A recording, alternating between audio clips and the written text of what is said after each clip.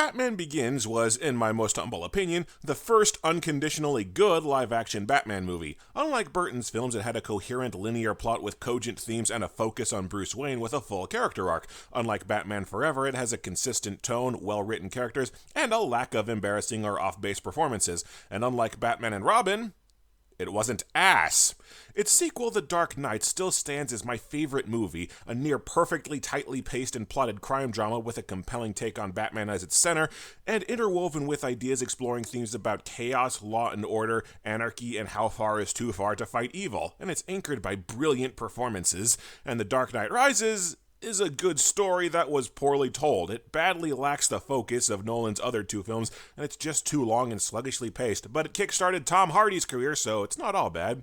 Judging by comment sections, public opinion seems to be swaying against the Nolan Batman films, possibly because its success may have inspired DC to go all in on the grimdark New 52 and the Murderverse that completely imploded with main audiences after 2 movies. But regardless of their legacy, Nolan made 2.5 great Batman movies, and being dark wasn't the reason they were good. Nolan's films were good because they were well-written human dramas and compelling, well-paced stories with fully fleshed-out themes woven into and meaningfully discussed throughout their narratives, with likable, humanized, three-dimensional characters, all told by a talented filmmaker on his A-game that understood the source material and had a solid and faithful vision to bring said material to life. Zack Snyder had none of those things going for him. And yes, I've heard that they're finishing up the Snyder Cut for HBO Max. Can't wait to hear about how he ruins the rest of DC's characters. The massive success of the Nolan trilogy makes it all the more surprising that Batman Begins was the only film in the series to get a tie-in video game. The Batman Begins game was actually a 4th game that I ever reviewed on this YouTube channel, and I've never been happy with the original episode. I was new to YouTubing, I was stuck in college without recording equipment, I was desperate for content, and I didn't even own the game. I had rented it from a Blockbuster years prior, and even though I had vivid memories of it, it never set right with me that I didn't replay it to catch my thoughts fresh and accurate for the video. This is the big screw up that I've always wanted to fix. A proper review of Batman Begins, the video game. EA Games. Challenge everything. Yes, challenge everything! Like Europe's gambling laws. EA Games. We closed the studio that was making the Dark Knight tie-in game. The game begins with Batman breaking up the Scarecrow's drug operation in an apartment building. Some goons open fire on Batman, and he hilariously backflips out of the way because I guess Catwoman made it look so fun in Batman Returns. One of the goons shoots a barrel, and it explodes because video games, and the building starts to burn down. Okay, I can't get through this hallway, so where do I... What? If you take too long to figure out where to go, the room fills with smoke and you die? I am simultaneously impressed and pissed that that's a thing. You have the typical tutorial on how to walk around and punch things whilst leaving tons of unconscious goons to die in a burning building. Damn, maybe this is Snyder's Batman. At the end of the level, Batman gets dosed with Scarecrow's toxin, and the game proceeds to retell the first 2/3 of the movie via extended flashback, with cutscenes that suck ass. The game does use movie footage in its cutscenes, but it's always just an awkward jumble of cuts that last maybe 1 second each, strung along by voice clips that at best barely explain what's going on with no context or specifics. I swear I did not touch this footage. In the darkness of my parents' murder, I caught a glimpse of something I've been looking for ever since. I lost myself in the world, searched in all the shadows. I seek the means to fight injustice. It's like if you were editing the entire film into a music video but never added the music. And your computer caught fire. Plus, the audio quality in the cutscenes is staggeringly worse than the audio in the main levels, like they recorded it on their phone in a theater showing the movie. So just suddenly, Bruce is in some mountains training with the League of Shadows, where you have another tutorial explaining the complexities of interacting with the environment. If you jump into chains, poles, or ledges, you'll climb chains, poles, and ledges. This required a tutorial to explain. There's also a quick intro to stealth.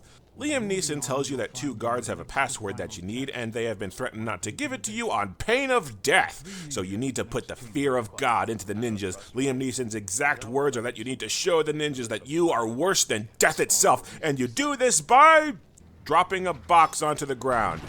No, really, a single loud noise scares the piss out of them so badly that they throw down their guns and immediately give up the passwords. These ninjas would suck at Five Nights at Freddy's. What's funny is because Liam Neeson explains the mechanics to you like Bruce is hearing it all for the first time, the game implies that Bruce fully trained to be Batman in about 10 minutes. Then he burns the place down, returns to Gotham, becomes Batman, and starts hunting a crime lord that you know nothing about because the game's cutscenes don't tell you a damn thing about Carmine Falcone, or the world building of Gotham, or Bruce's arc in history, or literally anything about Gordon or Rachel. You're just dumped into a portion of the main plot with no explanation on what's going on, who anyone is, or why you should care. And now we get to the grind, because now that we're out of the tutorials, almost every level of the game plays and feels identical from here on out. Every level of Batman Begins is a very strict corridor. You walk forward, and about every room you have to find ledges or chains to climb over to continue, or you have to huck a batarang at some object that's blocking your way forward. It starts as an annoying where the hell do I go kind of game, but you quickly realize that the game is designed so that if you can grab a ledge, hit a button, or interact with something, then you have to. It's as linear as you can get. These light platforming puzzles make up probably 70% of the game, and the remaining 30% is more puzzles. Almost every time you run into enemies, they're armed and will shoot you to death the literal instant that somebody spots you, so you look around the room until you find a path out of the enemy's sight, you follow that path until you find an object that you can interact with, and you trigger a scare that causes all the enemies to drop their guns so you can take them in a fist fight. The game only rarely deviates from this formula, and it never deviates far. Now, I admit, I only took one semester of psychology in college, but you'd think if you were being hunted by a vampire boogeyman and you knew that he was in the room with you, fear wouldn't cause you to throw away your only weapon that can fight him off. I think your first instinct would be more like, which, granted, would still disarm them since they run themselves out of ammo. Fuck! I'm not deliberately over-exaggerating the simplicity of the stealth encounters. Every group of enemies goes this way. You make a loud noise, it instantly neutralizes the entire group, and the bad guys proceed to fight the man they believe is death incarnate barehanded. Enemies do not patrol. They all stand motionless in a circle, so that straying from the one path the game has chosen unavoidably gets you shot and killed. The only actual planning, strategy, or timing you'll ever have to put into the stealth is very rarely, you'll have to watch for a single obvious goon to turn around so a path is clear. That's it. Each encounter is specifically designed to have exactly one strict solution. For all intents and purposes, this entire thing is a puzzle game. And I mean it when I say that every encounter has exactly one solution. I didn't screw up much on this playthrough, so take this bit at the docks as the best example that I can find on short notice. 3 dudes standing in a circle with guns. There is no way to pick them off, distract them, or draw them away. If I set foot on the ground, I'm dead, but I don't see another way through the level. I search around until I find this guy taking a piss in the corner. I leap down, figuring I'll take him out while he's alone, but I get spotted and die. Round 2, I go over to the pissing guy. I somehow lose stealth, and Batman utterly fails to take down a single garden variety street punk, and he dies. You know how to fight 6 men. We can teach you how to engage 600. Yeah, Batman can fight 600 men as long as literally none of them have any weapons. Attempt 3, I find what looks like a little path off behind some containers in the corner, so I jump down. It's a dead end, and I'm pretty sure I get spotted through a wall and die. Attempt number 4, there's a chain that I have to climb to go further into the level after the pissing guy leaves. How did I miss that? I do appreciate that there are some groups you just have to leave alone, but being this damn weak just doesn't make you feel like you're Batman, and that's what all these games before the Arkham series were missing.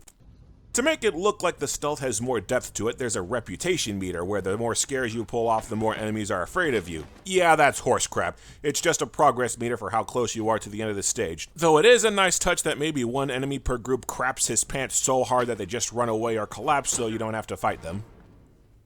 The game's combat is phoned in too. You have a kick that sucks nuts, so you run up to an enemy, mash B to punch until they die, and that's it. If they guard, you press X for a guard break. If you get surrounded, you press X for an area attack. And if the enemies get any shots in, you have an unbreakable block and can combat roll away. And that's the combat. It's total button mashing that takes next to zero effort, apart from fighting the game's camera. The camera won't back out to show the entire group. You have to be very careful aiming your punches if you actually want them to hit. And if you're caught midway between 2 henchmen, Batman will constantly swivel between the 2 and not land hits on either, paralyzed with indecision on who to beat up first. The combat controls just feel crazy slippery. The animations look ridiculous too. Batman's guard break has him charging up a freaking falcon punch, and if you interrogate a guy on the ceiling, Batman tosses him around one-handed, like the jokes of Bale's Batman having super strength were dead serious. You pick up gadgets in the form of flashbangs, gas grenades, and high-frequency transponders. The thing that summons bats in the movie. And you can use these gadgets to incapacitate enemies. They only work on enemies that are already scared of you, but if you land literally a single punch, the game shrugs good enough and enables the gadgets. In my initial review, I thought that these gadgets had unlimited ammo, and that's not correct. You're just given so much ammo for these things, and the combat is so easy that I never, ever came close to running out of them, even with ammo not carrying over between levels because Batman packs nothing but batarangs for every mission. Speaking of batarangs, the game's gadget system is super asinine. You switch gadgets by pressing up on the D-pad, which brings up a drop-down list to rifle through. You can't use batarangs unless they're equipped, so every time you come across an obstacle that takes batarangs, the prompt to use them doesn't appear unless you remember to open up the inventory and equip the damn things. And you'll do this all the time because literally every time you get into combat, the game unequips your batarangs. And every now and then you come across a control panel that needs to be hacked open, but rather than just having you hack the damn console open, it brings up a text box bitching that you need to equip the hacking tool first. Both the batarang and the hacking gizmo have precisely one use in the entire game that should have just been context commands. And on the topic of pointless crap, every time you go to open a door, you can use a fiber optic cable to see what's on the other side before you go in. It'd be a really nice, realistic feature if you didn't already have a radar letting you know if there are bad guys on the other side or not. It takes about a freaking hour to apprehend Carmine Falcone at the docks. You have to sneak through the sewers, sabotaging valves to get around the police, then you have to make your way to Falcone's cargo ship and sneak around the ship, stealing the drugs and taking out bad guys, and damn it, I could be watching The Winter Soldier right now! Then finally, you get over to Falcone and use a crane to hijack his car. It feels a little extra ridiculous how slowly and tediously you have to traverse these levels, when in the comics and movies, Batman just grapples and glides over environments in a few minutes. Here, Batman's cape doesn't so much glide as slightly parachute him down, and the grapple can only attach to hooks that are inexplicably sticking out of the ceiling at rare set points. I don't know what else they could have done for platforming in a Batman game. I'm just bitching because this shit feels ludicrously slow and frustratingly padded, and it only gets worse. You know how in the movie, when Batman needs to find the rest of the drug supply, he just grabs the crooked detective Flass off the street and then, admittedly, just kind of finds the apartment out of nowhere? Yeah, here you spend about an hour sneaking into a nightclub, which turns out to be a hotel, which leads you to an abandoned construction yard where you find Flass, and he leads you to a drop-off point at an abandoned museum that somehow quickly empties out into an abandoned apartment building, and then you track a helicopter to the Scarecrow's apartment. A brief incidental sequence in the movie takes something like 2 hours of blatant padding in-game. I do kind of like the nightclub hotel, though. For some reason, Falcone has rigged the entire place with booby traps that fill entire rooms with poison gas, automated Gatling guns, or flamethrowers. Most Bond villains would say this is over the top, but it puts you on edge, keeping an eye out for how to avoid the instant death traps on short notice. Plus, there are some cool rooms where you hack a camera to look for tripwires with a second camera view. It's a really neat stage. It's just the only level in the game that has this kind of creativity. The game has 2 Batmobile levels, and only 2, so they could advertise Batmobile levels plural on the back of the box. Apparently, these levels were farmed out to the team that made the Burnout games, which probably explains why they don't suck. The movement controls are very smooth and responsive, the driving is appealingly fast, the action is fast and fun, and the courses are well designed. The only problem is I keep taking a lot of damage and I never have a clue of where it's coming from. The first level I finished with about 1 pixel of health left because I think that hitting civilians penalizes you, but the second driving stage, I don't even know what killed me. And if you die, you have to start the level over because you respawn at the last checkpoint with the same low health you had when you first crossed said checkpoint.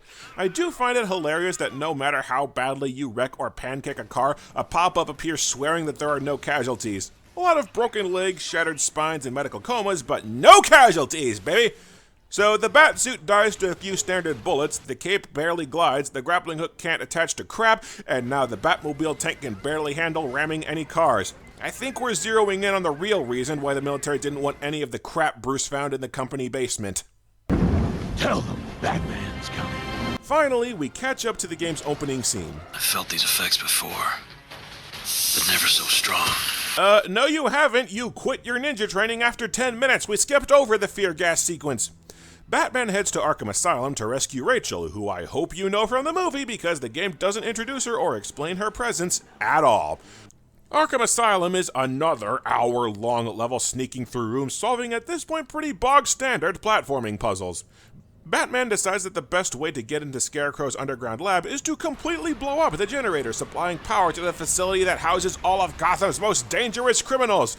Another major thing I got wrong in my initial review, I have very vivid memories of stealth encounters where I'd throw batarangs and they'd either miss or hit a target that they weren't supposed to and I'd get shot. That didn't happen once to me here. I don't know if I'm just better at figuring out how the game works now, but regardless, my bad.